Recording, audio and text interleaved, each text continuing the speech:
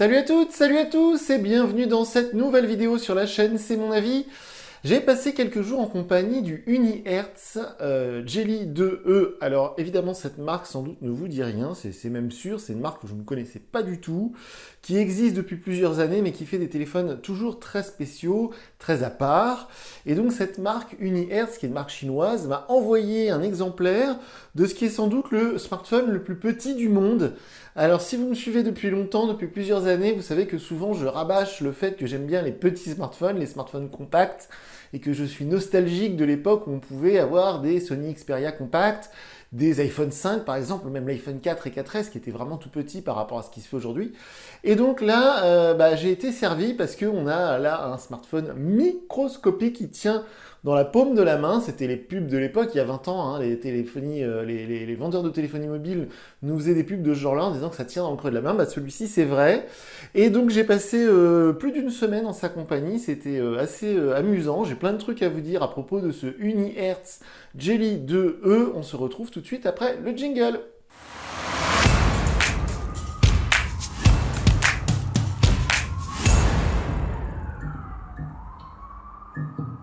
Alors cette vidéo va être vraiment spéciale à plusieurs titres, puisque déjà d'une, le téléphone est tellement petit et avec mon nouvel iPhone 14 Pro, je vous le répète depuis plusieurs vidéos, mais je ne sais pas pourquoi la mise au point ne se fait pas si je rapproche un objet, c'est assez étrange, mais bon. Donc du coup, je ne peux pas vous montrer de près le téléphone, parce que vous voyez, ça devient tout flou. Donc sous la vidéo, je vous mets le lien vers une vidéo TikTok, parce que oui, on est moderne, chez C'est mon avis, on a un compte TikTok depuis maintenant plusieurs mois. Sur ce compte TikTok, on met du contenu exclusif, qui n'est pas donc mis sur cette chaîne YouTube, et qui n'est pas mis non plus ni sur Twitter, ni sur Instagram, hein. C'est nos 4 réseaux sociaux, YouTube, Twitter, Instagram, et donc TikTok. Et sur TikTok, on a fait une vidéo où on vous montre le téléphone en gros plan, on vous montre son utilisation, hein. J'ai ouvert pas mal d'applications, j'ai passé un appel, etc. Donc tout ça, vous pouvez le voir dans la vidéo TikTok. Donc pour voir le téléphone un peu plus près, pardon, si jamais vraiment il vous intéresse et si jamais vous êtes curieux de voir si ça tourne bien, si c'est fluide, etc. Alors je vais quand même vous parler du téléphone, mais c'est vrai que c'est dur de vous montrer des trucs tellement il est petit. Donc aussi, ce téléphone, comme je vous le disais, il m'a été offert, mais à aucun moment Unihertz m'a donné de l'argent pour vous dire qu'il est bien. Et ce téléphone est tellement à part que je ne vais pas vous faire une liste comme je fais d'habitude avec les points positifs et les points négatifs. Ça va être une vidéo un peu comme j'ai fait pour le Google Pixel ou pour l'iPhone, c'est vraiment un ressenti personnel. Et si vous tombez sur cette vidéo parce que vous vous intéressez à ce téléphone qui est vraiment très spécial, eh bien je vous dirai en fin de vidéo ce que je pense et si vous devez l'acheter ou non en gros, hein. C'est un téléphone qui est proposé quand même à près de 200 €. Sous la vidéo, je vous mets le lien vers la fiche technique et puis vers la fiche si vous voulez l'acheter. On est vers les 200 €, mais je pense qu'il y aura moyen de le trouver un peu moins cher. C'est 200 $ précisément, hein, parce que c'est un téléphone qui est vraiment un peu comme certains smartphones que j'ai fait importer de Chine il y a quelques années. C'est un téléphone qui est, on va dire, on peut l'acheter en France, mais il n'est pas officiellement présent en France. C'est-à-dire qu'il n'y a pas de SAV Unihertz pour la France, pour l'instant en tout cas. Mais ça tourne sous Android 12, ça je l'avais déjà précisé, j'avais fait une vidéo de déballage il y a quelques jours sur la chaîne, évidemment je vous conseille d'aller la voir. Ça tourne sous Android 12, alors c'est une version Android vraiment, comme on dit, AOSP, je crois, c'est Android Original Software, je sais plus quoi. Donc en gros c'est Google Android tel que Google l'a conçu. C'est pas ce qu'on trouve sur un Google Pixel, mais c'est ce que Google fournit aux constructeurs. Quand il y a un constructeur quelque part dans le monde qui veut faire des smartphones, des tablettes, eh bien, il demande à Google et Google fournit gratuitement cette version en fait. Donc en fait, je répète il y a quasiment aucune application sponsorisée, donc même aucune tout court. Il y a juste des applications, je dirais, utilitaires qui ont été rajoutées. Donc ça ne gêne pas l'utilisation du téléphone, ça ne remplit pas la mémoire. Au contraire, je dirais qu'il y a vraiment uniquement le strict nécessaire. Il y a quasiment que les applications Google dans le téléphone qui sont présentes à l'allumage, donc ça c'est vraiment un bon point. Ça tourne bien, c'est fluide. Alors j'ai été très agréablement surpris du fait que malgré la taille du téléphone, il est tout à fait utilisable au quotidien. On peut passer des appels, on peut même regarder des vidéos YouTube, on peut écouter des podcasts. Le haut-parleur unique est plutôt puissant. L'écran LCD est de bonne qualité. La luminosité est suffisante pour une utilisation en plein soleil. C'est assez fluide, je vais y revenir après, mais franchement, c'est tout à fait utilisable au quotidien. Moi, c'est vrai que mon utilisation, quand j'ai un deuxième téléphone qui m'accompagne partout quand je fais mes tests, c'est souvent pour faire de la navigation GPS, pour lire mes mails, parfois y répondre, passer parfois quelques appels, écouter des podcasts. Donc, les podcasts avec Google Podcast, ça marche bien, le volume sonore est puissant, le haut-parleur est de bonne qualité, l'autonomie est excellente compte tenu de la taille de l'appareil. Ça aussi, ça m'a vraiment surpris parce qu'il y a une toute petite batterie, vu que le téléphone est tout petit. De mémoire, on est vers les 1000 mAh, donc c'est 5 fois moins important que sur n'importe quel smartphone entrée de gamme aujourd'hui. Vers les 200 €, vous avez toujours des batteries 5000 mAh, là on est 5 fois moins puissant. Et en plus de ça, ce qui est assez bluffant, c'est que quand on utilise le smartphone, on oublie presque qu'il est si petit parce qu'on peut faire tout ce qu'on fait sur un téléphone Android. Il n'y a rien qu'on ne puisse faire sur un grand téléphone avec un écran 6,5 ou 7 pouces qu'on ne puisse pas faire ici sur ce tout petit écran. Alors évidemment, au quotidien, il y a quand même des choses qui se révèlent quasiment impossibles à faire.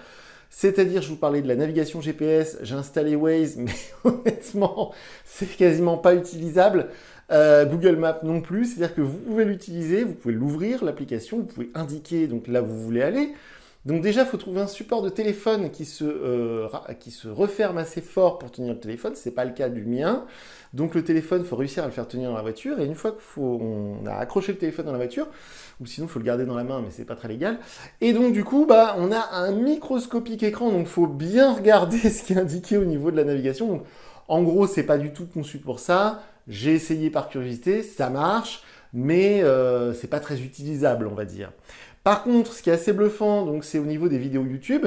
YouTube, ça marche, ça s'ouvre, ça fonctionne, on peut regarder une vidéo, on peut la mettre en plein écran. Alors évidemment, l'écran est tout petit, mais c'est assez drôle de regarder une vidéo YouTube là-dessus. C'est-à-dire que déjà d'une, le volume sonore est assez puissant, l'image évidemment est toute petite, mais honnêtement, ça se regarde. Et ça m'a rappelé très très fort les téléphones d'il y a 15 ans maintenant. C'est vrai qu'il y avait des smartphones Android quand Android est sorti pour la première fois. Par exemple, moi je me rappelle de mon HTC Tattoo ou même de certains smartphones qui sont derrière moi où les écrans n'étaient pas beaucoup plus grands que celui-ci. Et quand on regardait une vidéo YouTube, on avait vraiment l'impression d'être privilégié de pouvoir regarder YouTube sur un téléphone qui tient dans la poche. Donc c'est assez... il y a un côté nostalgique pour moi sur ce smartphone qui est vraiment fort. Aussi, alors, donc j'ai passé des appels, la qualité des appels est très bonne, la 4G capte très bien, les débits sont bons. J'ai essayé d'envoyer des SMS, mais alors c'est pareil, la saisie du texte au clavier sur un si petit écran, c'est vraiment une épreuve de patience parce qu'une fois sur deux, quand on veut cliquer sur une lettre, on clique à côté. Donc c'est assez compliqué, donc il faut plutôt privilégier la saisie vocale, ce que beaucoup de gens font déjà sur des grands écrans. Et après sur l'utilisation du téléphone, par exemple sur la photo, alors comme d'habitude vous verrez sous la vidéo, je vous mets le lien vers ma galerie Google Photos. J'ai pris pas mal de photos et là aussi j'ai été agréablement surpris, je ne m'attendais à rien. Et honnêtement, les photos sont plutôt pas mal, c'est assez épatant, on va dire.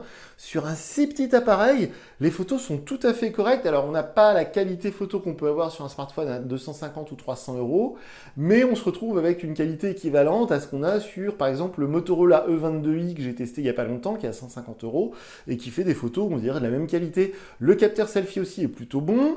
Donc on a toutes ces petites choses mis bout à bout. Le lecteur d'empreintes est présent à l'arrière du téléphone, il marche bien. Donc ça aussi, c'est le genre de choses qui m'a agréablement surpris. Ça charge pas très fort, mais ça charge assez vite du fait que la batterie est toute petite. C'est un câble USB-C, donc c'est plutôt moderne. On peut rajouter une carte micro SD si jamais on veut mettre beaucoup de vidéos, par exemple, ce qui est assez inutile pour moi, mais bon, on peut rajouter une carte micro SD. On peut installer des jeux, j'ai essayé Angry Birds, mais là aussi c'est pareil, c'est tout petit, donc faut vraiment y aller. Donc c'est vraiment épatant ce petit téléphone, moi je me suis beaucoup amusé à l'utiliser. C'est un Android 12 normal, comme on trouve sur tous les autres téléphones. Il n'y a rien qui ne soit pas possible. C'est-à-dire que ce n'est pas une version Android Go, par exemple. Donc, quand vous installez une application sur Google Play Store, à aucun moment, on vous dit « votre téléphone est trop petit ». Vous pouvez installer toutes les applis que vous voulez, sauf que c'est en tout petit. Donc, du coup, il faut avoir des tout petits doigts, par exemple. Donc, si vous avez des toutes petites mains, des tout petits doigts, pourquoi pas. Mais voilà, pour moi, c'est plutôt un téléphone d'appoint qui peut servir si jamais vous voulez voyager léger.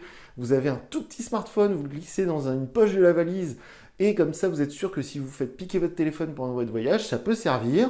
Ça peut aussi être amusant pour, par exemple, un enfant Si vous voulez vraiment, voilà, il va avoir des tout petits doigts, bon, pourquoi pas. C'est vraiment très spécial, c'est un produit de niche, comme on dit. Donc cette marque Unihertz, là, elle est spécialisée pardon, dans ce genre de produits de niche, puisqu'ils sont aussi connus pour des téléphones un peu comme les BlackBerry, avec des claviers physiques, donc chose qui n'existe quasiment plus. Donc ils continuent à faire du Android avec des claviers physiques. Donc ça, c'est un produit qui est très connu chez eux. Donc évidemment, ce téléphone-là, il n'est pas étanche, il n'est pas certifié IP, on n'a pas de traitement Gorilla Glass sur l'écran, toutes ces choses dont je vous parle d'habitude dans les vidéos. Mais honnêtement, on s'en fiche parce que le téléphone, déjà, il est super léger, hein, on est à peine au-dessus de 100 grammes. Donc c'est vraiment impressionnant de voir qu'ils ont réussi à mettre tout ça dans un si petit appareil.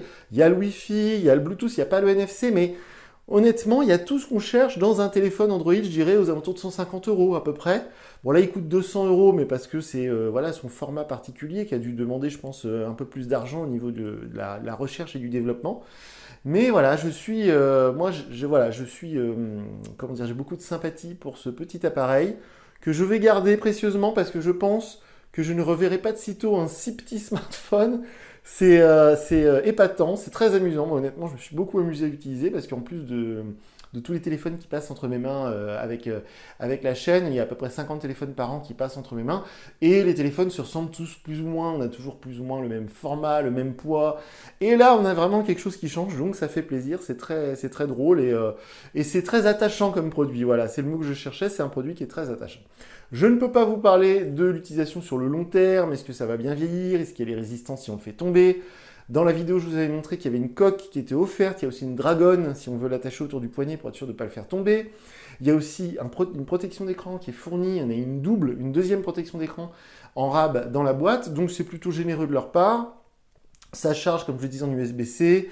Ça charge pas très vite, donc un chargeur 10 watts, même 15 watts suffira pour le recharger. Ça coûte 10 €, 15 € sur Amazon. Je vous mets sous la vidéo le lien vers un chargeur Ugreen que j'utilise, 20 watts, qui coûte vers les 15 €.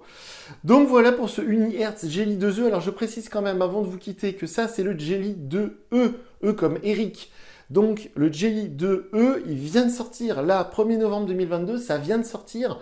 Donc si vous allez sur Google et vous tapez Jelly 2E, Google va vous sortir le Jelly 2, qui est un modèle qui est sorti l'année dernière, qui est sous Android 11. Mais là, c'est bien le Jelly 2E, et il vient de sortir, il est très dur à trouver. Même moi, là, pour vous mettre les liens sous la vidéo, j'ai galéré, parce qu'en gros, il n'y a que le site de Unihertz qui propose des infos sur ce téléphone. Même sur GSM Arena, j'ai pas trouvé le téléphone. Donc voilà, c'est attention, ne vous trompez pas, si vous voulez acheter ce téléphone et vous allez sur Google et vous tapez Jelly 2E, vous allez surtout tomber sur l'ancien modèle, le Jelly 2.